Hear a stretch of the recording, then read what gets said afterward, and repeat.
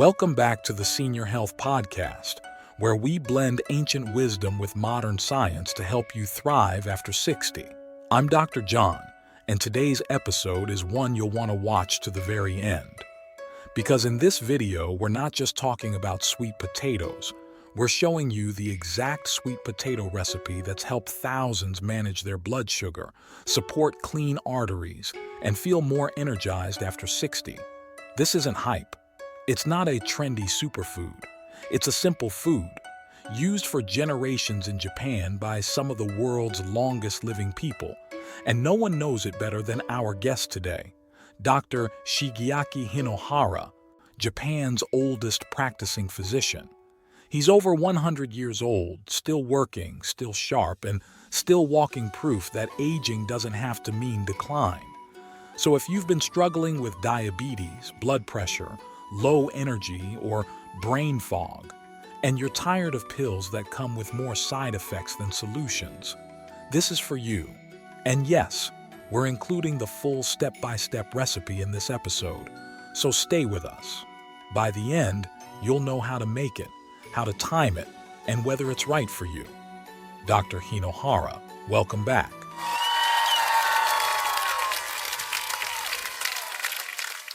Let's talk about the power of the Japanese sweet potato. Thank you, John. It's always a joy to return, especially to speak about something so beautifully simple and yet so often misunderstood. Sweet potatoes have been a quiet part of my life for decades, not because they're trendy, but because they are dependable. In Okinawa, where some of the healthiest elders in the world live, sweet potatoes weren't a superfood. They were just food. People ate them every day, usually steamed or roasted, with a bit of miso soup or sautéed greens on the side. There was no obsession, no diet culture, just rhythm, just nourishment. What makes sweet potatoes so helpful, especially after the age of 60, is how gently they interact with the body. Unlike white potatoes or refined starches, the type we use in Japan has a much lower glycemic index. That means your blood sugar rises slowly, steadily, without triggering a harsh insulin spike. It's not the kind of energy that revs you up and crashes. It's calm, it's smooth. And for older adults dealing with insulin resistance, that smoothness is everything. So just to clarify for everyone listening, in practical terms, you're not saying that carbohydrates are the enemy. You're saying that for someone over 60, maybe dealing with insulin resistance or even early-stage diabetes, it's not about cutting all carbs out completely. It's more about choosing the kinds of carbohydrates that your body can actually handle, ones that don't overwhelm the system, right? Because I think that's where a lot of people get confused. They hear the word carbs and assume it all has to go. Bread, fruit, rice, even vegetables sometimes. But that can create its own problems too. Low energy, poor sleep, brain fog. Are sweet potatoes one of those smart carbs that can work with the body rather than against it? Exactly. I have treated patients in their 70s and 80s who had given up all carbohydrates, hoping to fix their blood sugar. But what they didn't realize was that their energy, their sleep, even their mood was suffering. The brain runs on glucose, but it wants that glucose delivered in a slow, steady stream. Sweet potatoes, when eaten properly, do exactly that. They feed the body without overwhelming it. That said, I want to be extremely careful here. Sweet potatoes are not medicine. They do not destroy diabetes. What they do is help stabilize the system, and only when they're part of a larger shift, one that includes real meals, regular movement, and fewer processed foods. If someone is still drinking soda, or skipping meals and overeating later in the day, no sweet potato in the world can fix that. That's so important to hear, because online, especially in short videos or headlines, these foods get turned into magic bullets. Eat this to reverse diabetes. This one food melts belly fat, cure heart disease with this superroot. It all sounds amazing, but it's misleading. And what happens is, people try it. They go all in on one food.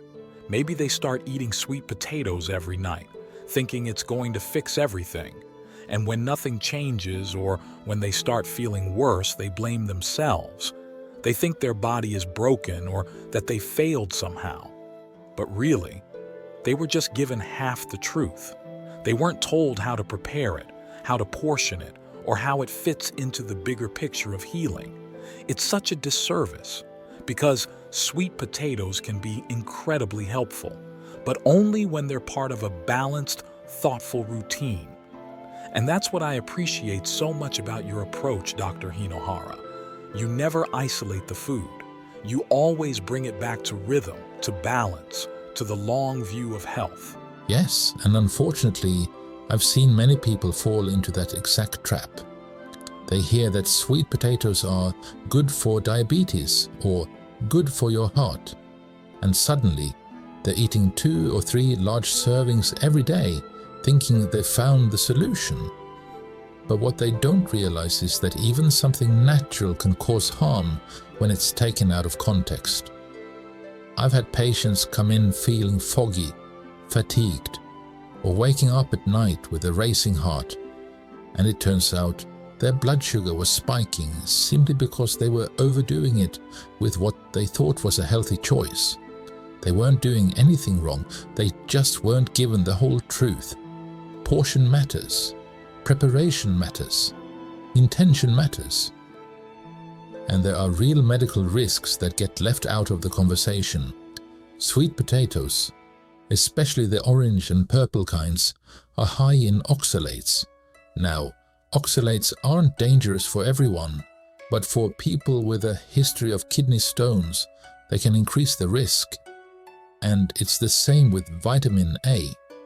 Sweet potatoes are rich in beta-carotene, which your body converts into vitamin A. Normally that's a benefit, but for someone already taking vitamin A supplements or dealing with liver issues, it can quietly become too much. These details matter, and when they're skipped over, people get confused, or worse, they get hurt. That's why I always bring it back to rhythm and respect. One small serving, about half a cup, 2 or 3 times a week is more than enough.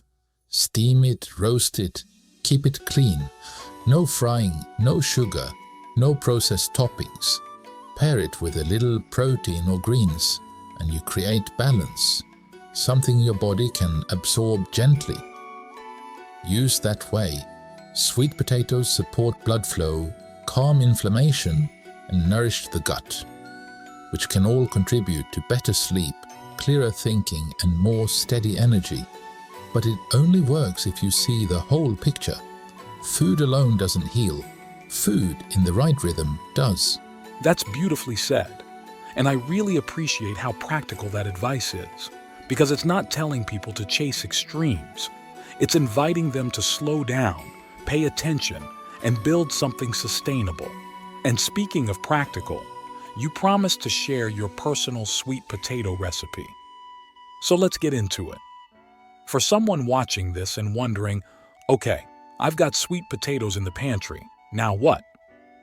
What exactly do you do? How do you prepare them? When do you eat them? And what do you pair them with so that they actually help instead of hurt? Yes, this is where the difference really comes in, because sweet potatoes aren't helpful just because of what they are. They are helpful because of how you use them. So let me walk you through it.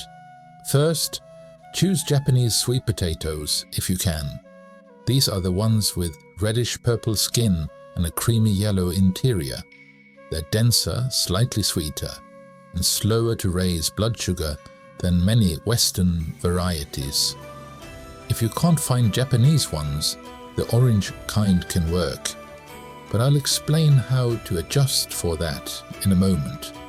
You should aim for a small to medium potato, about the size of your fist. That's more than enough. Bigger isn't better. You don't need a mountain of starch. You need a steady, digestible portion. Then comes preparation. You should steam them. Don't boil, don't bake in oil, and absolutely don't fry them. Steaming preserves the fiber, maintains the structure, and keeps the natural sugars from concentrating too quickly. You can scrub the skin well and leave it on. It contains antioxidants and fiber that help stabilize digestion. Slice it in half and steam for about 20 to 25 minutes until tender. That's it. That already feels different from how most people eat sweet potatoes.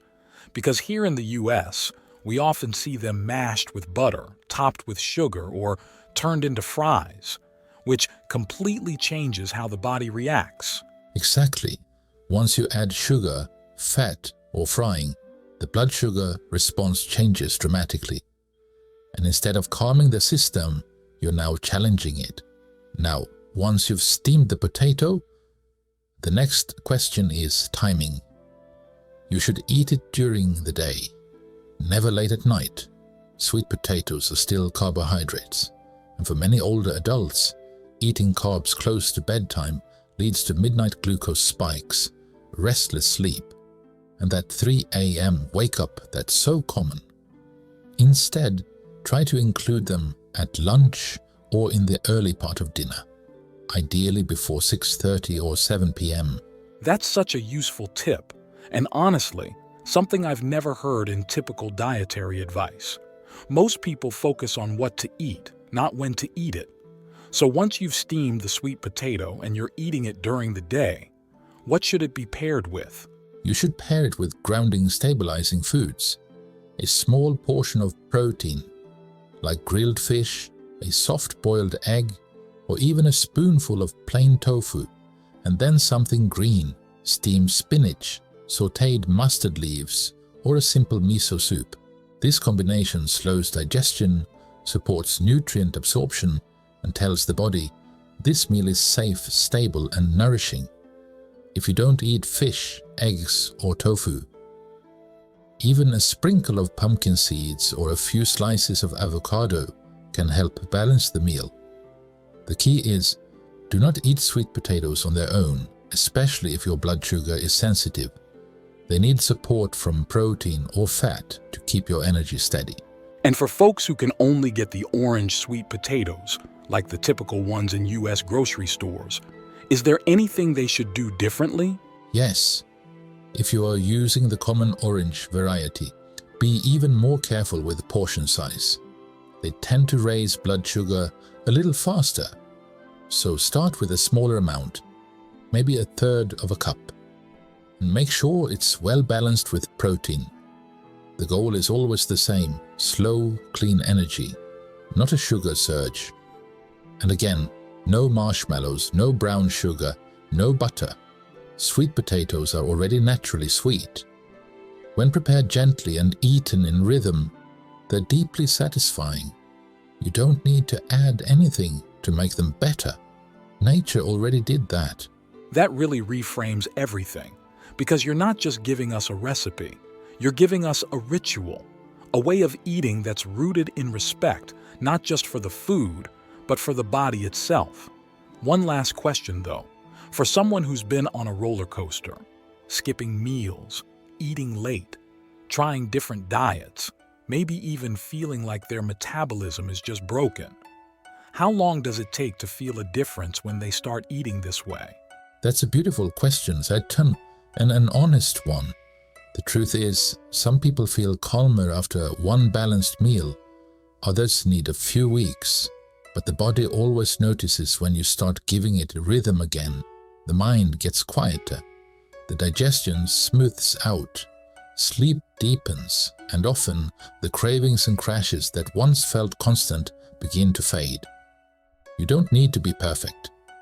You just need to be consistent. Food is not punishment, it's instruction. And when you give the body a clear signal that it is safe, that it is nourished, the healing begins quietly, meal by meal. That's powerful, because I think a lot of people are carrying shame around food, like every mistake is a failure, and every bite has to be perfectly calculated. But what you're offering is the opposite. It's patient, it's forgiving, and it's hopeful. Yes, and it's never too late. I've worked with patients in their 80s, even 90s, who've changed one meal, just one, and felt a difference. Not a miracle, but a shift. That's how healing works. Slowly, repeatedly, with kindness. And that's the part that sticks with me most. So as we close, Dr. Hinohara, for someone watching who's ready to start, who's maybe sitting there with a little hesitation, wondering if it's too late or too hard, what would you say? It's never too late to feed your body the way it was meant to be fed. Start with one meal, make it quiet, make it simple, and let it remind your body what peace feels like. And that is how we end this video, ladies and gentlemen. You can find the recipe in the top comment. See you next time.